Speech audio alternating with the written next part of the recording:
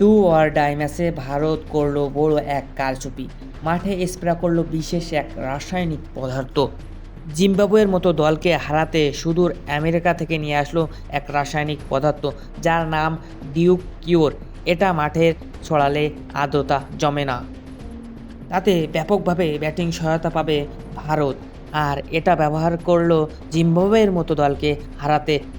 মাঠে নামার আগে চেন্নাইয়ের স্টেডিয়ামে করলো এই বিশেষ স্প্রে, যাতে ব্যাটিং এবং ফিল্ডিংয়ে ব্যাপকভাবে সহায়তা পায় ভারত। তবে এটা ছিল পরীক্ষামূলকভাবে।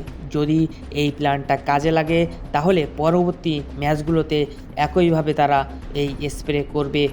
তবে ভারতের অবস্থা এতটাই খারাপ হয়ে গেছে যে জিম্বাবুয়ের মতো দলকে হারাতে তাদের এখন কৌশল অবলম্বন করতে হচ্ছে। কারণ সুপার 8 পর্বের প্রথম ম্যাচেই সাউথ আফ্রিকার বিপক্ষে হেরে গেছে নিজেদের ঘরের মাঠেই। আর এতেই তাদের সেমিফাইনালে ওঠার স্বপ্ন প্রায় আধুরা হয়ে গেছে। এখন তাদের পড়তে হয়েছে সমীকরণ, যেই সমীকরণে জিম্বাবুয়ের বিপক্ষে বড় ব্যবধানে জিততে হবে ভারতকে। অপরদিকে সাউথ আফ্রিকাকে, ওয়েস্ট ইন্ডিজকে হারাতে হবে, এবং তাহলেই ভারতের পথ একেবারেই পরিষ্কার হয়ে যাবে।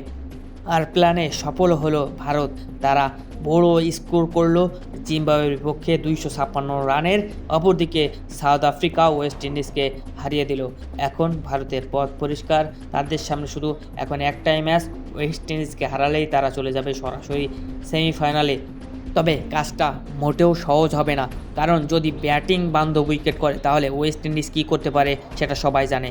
কারণ যেখানে সাউথ আফ্রিকার বিপক্ষে 87 রানে 6টি উইকেট পড়ে গেছিল সেই ওয়েস্ট ইন্ডিজের, সেই ম্যাচটিকে তারা টেনে নিয়ে গেছিল 176 রানে। এই দেখে এখন তো ভারতের কপালে পড়ছে ভাঁজ।